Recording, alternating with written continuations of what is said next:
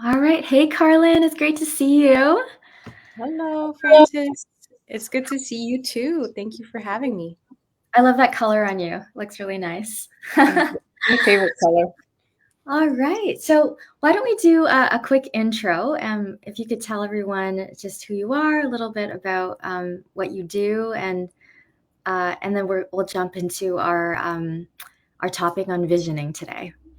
Of course. Yeah. Thank you for the opportunity. I specialize in helping people through the journey of just rebuilding their life. So it's called somatic practitioner, and some people don't know what that means. So, in a nutshell, it's just giving people permission to feel again, feel their emotions, feel their desires, their maybe stuck emotions from past situations like toxic stress Mhm. that wasn't allowed to be felt because of life, busy person. And so I just allow and that space for that person and help them along the way to be able to dream again so they can live a fulfilling life. Amazing, amazing. And I mean, I know a little bit about your story, but I think it's really incredible that you're doing this kind of work just based on all the challenges that you've been through in your life. Um, and um, yeah, and if you're comfortable today, you could share a little bit, or you don't have to. But I'm curious about in terms of a vision, like why. So you're speaking on why having a vision board is really important. Why having a vision in general is important. Like what? How did you first get into like doing vision boards and this sort of thing? Yeah, that's a great question. I I advertise myself or market my services online, and sometimes as human beings we don't want like seeing like the process of feeling. It's too scary, right? That's why I'm here to help people. And so what I did, like, instead of just showing them what it's like or just like the emotional part, I kind of help them see the benefits. And so my strategy has switched to, let me show you what you can do, and that is having a vision, kind of switching it from like, oh, the healing work, because we all kind of know that it's very popular in America right now, to let Mhm. me show you something very sexy, which is the vision board. And then we can work on how to get there. Okay, amazing. So it's like shifting from more of like a past, present to like a future focus. Yes. Yeah. Yeah, and I can see behind you that is that your vision board Yes. there? Yes, it is. Awesome, awesome. So, for people who've maybe never done anything like this before, can you sort of just explain what it is? Like, what is that sort of visual behind you? Yeah, so a lot of people have done this. Like, usually they do it around, like December 31st or in late December, the beginning of January. And a lot of people have different ways of doing it, but I really found a mentor that's really, in her perspective and her strategies are very unique. And so I was mentored by her to do this process. Okay. And yeah, it's all of her knowledge from like 30 years. She only does this. And so I've had the great, pleasure of learning from her. And I've seen great results with myself, because it's not all about just cutting beautiful pictures of a magazine and just pasting it, or even doing an online vision board. It's deeper than that. And Hmm. so walking, it's, for example, like my process when I walk people through this, a team, it's 6 hours. Wow.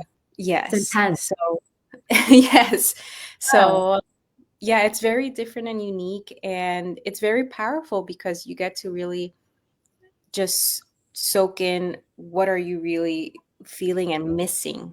A lot of mm, us walk around life knowing that there's something more, that yeah. we've been created for a purpose driven life. And Hmm. we dig into that. Yeah, I love that. Okay, so a 6-hour process. And like, so just out of curiosity, I've done vision boards on my own, but not like in a 6-hour process.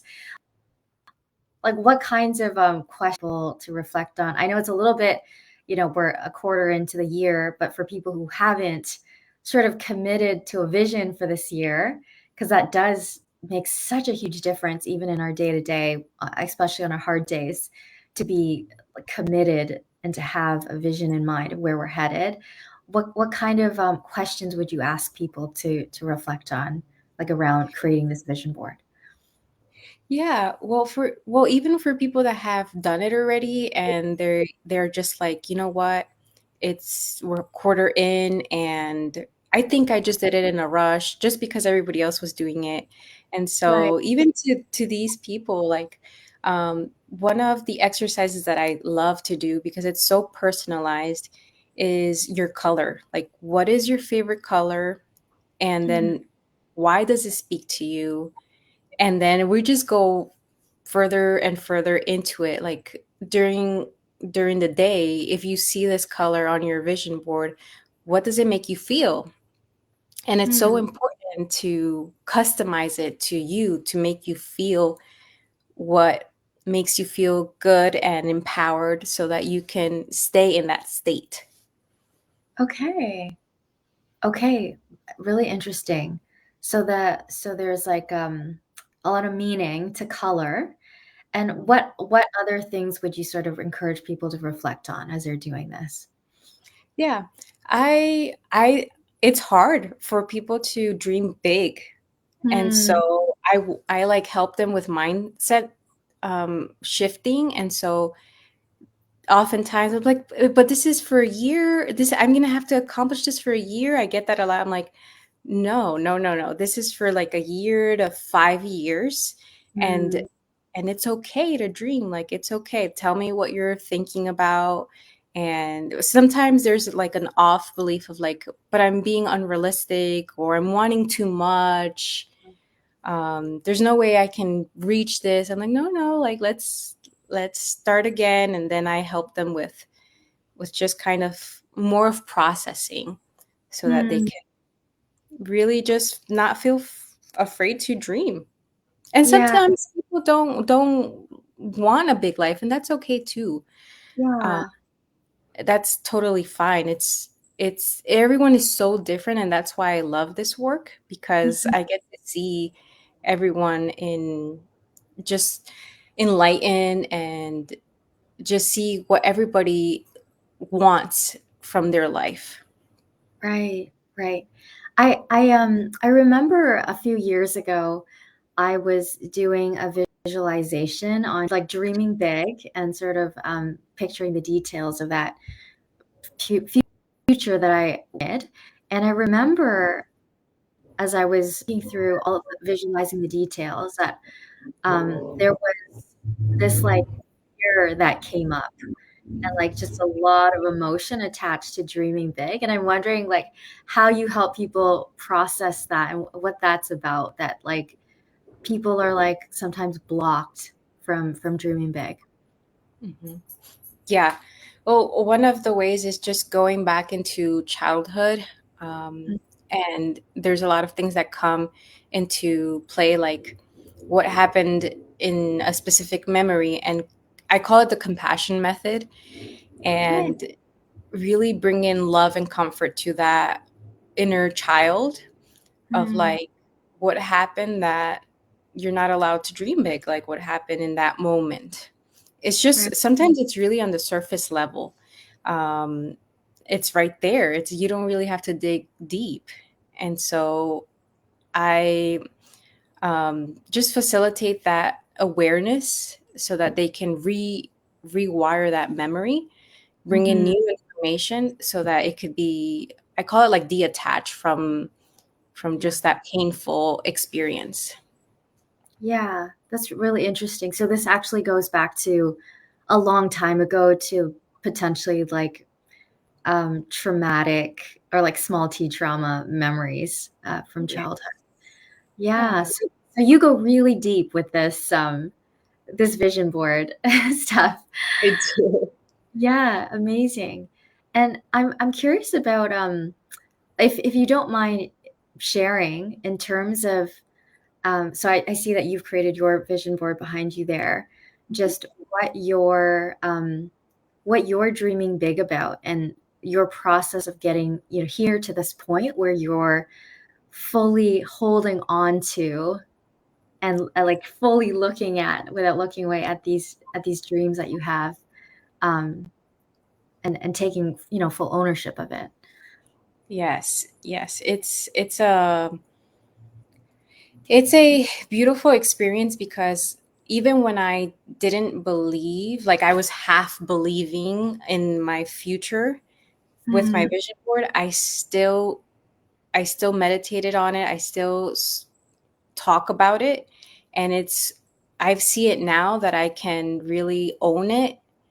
yeah. And so there is this process of like, I don't know, like maybe not. This is what's in my heart, but this sounds silly. And it's just this awkward, like mix of emotions, but Mhm. not being afraid of talking about it. It starts manifesting, if we want to use that word, or it starts becoming real. And so, for example, I say that because on my vision board, I have that I want to open up a shelter for women who have been abused.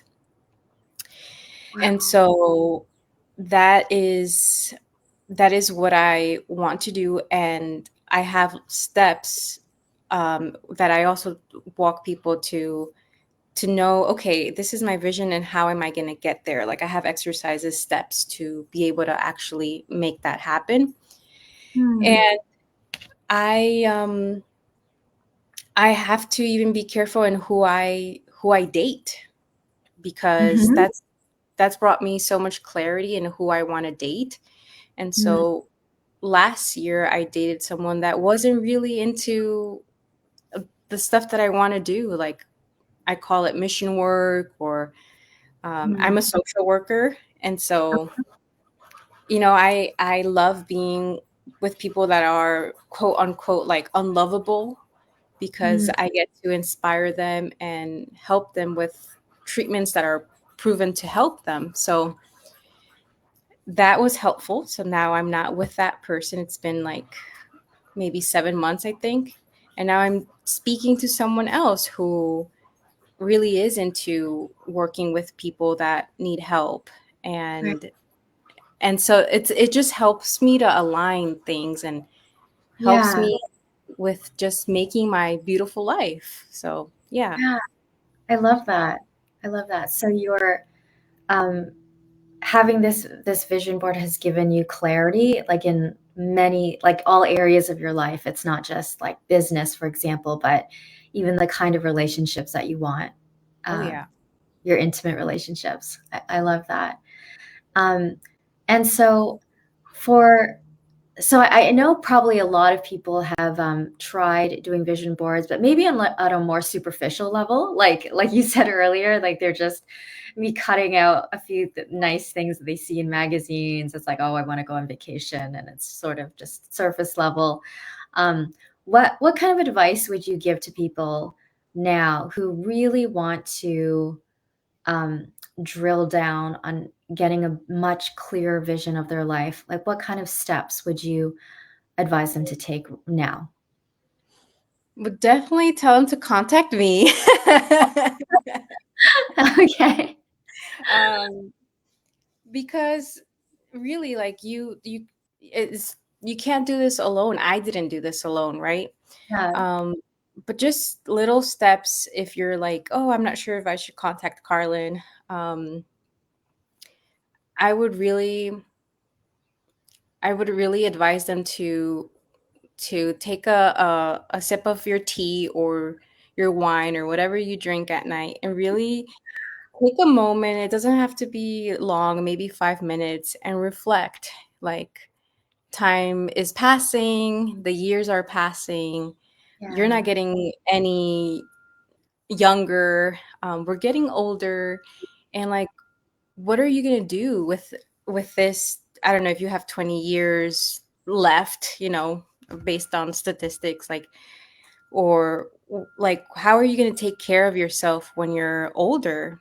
Mhm. Is it with your 9 to 5 job? Is it with your business that it's sort of working out? Like, there really needs to be some clarity, Yeah. so that you can really just take care of yourself and your family. Like, at the end of the day, that's what we all want. Like, we don't want to live with social security, which everybody says that we're not going to have that anymore. I don't know. That's been the talk forever since my parents' age. So Mm. yeah, it's just having that security of like, okay, when I operate from my purpose and my alignment, and I will be able to be secure and successful. But if we're operating based on like what people say, or just out of different ideas, then it's not going to work, because you're eventually going to get burnt out, and Mhm. it's not going to work out. Mhm. Yeah. This kind of the mortality motivation, I think is really great motivator. Um, and it reminds me of what I read before about one of the top 5 regrets of the dying, that I wish I had lived a life true to myself, like not according to others' expectations. And it seems like, you mentioned Social Security and things like that, that a lot of people make decisions like just based on safety and survival, but at the end of their lives, that might be one of their biggest regrets, that they didn't do anything that they were passionate about or they felt called to do, or that, that there was an assignment on their lives to do, like for you to build that shelter. And it's definitely a more challenging path to take those risks, but also it's really challenging to get to the end of your life and to regret the way that you've lived your whole life, which is why I so appreciate that you're talking about this topic of visioning, because if we do have limited time, and how we're living today is like how we spend our lives. If we have no vision right now, we get to the end of our lives, and we're just full of regret. And so I really appreciate this really important work that you do. Thank you.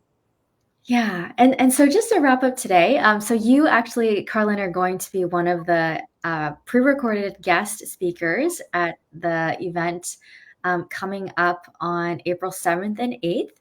And so if you sign up for the event, I'll link that underneath the video here.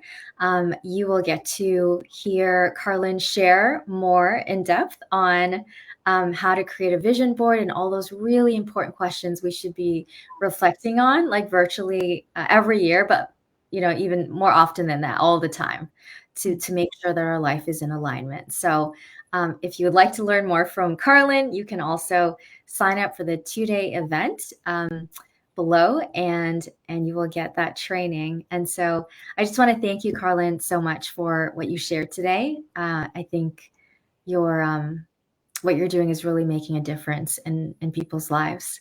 And so thank you for this really important work that you're doing. Absolutely. All right. So we will wrap it up here. And thanks for your time today, Carlin. And I hope you have a fantastic rest of the day. Yeah, you too, Francis. I love your work as well. I can't wait to just continue collaborating. And yeah, there's plenty of people to really empower, and just like pull them up to a higher performance. Yeah. And so I love that you're doing this. Thank you for having me, and for just considering that even though people might have already done this, that the vision board, that there are some people that need a deeper vision board. So yeah, thank you. Exactly. All right. Thank you. All right, Carlin, I will talk to you later. Have a great day. Alrighty, bye.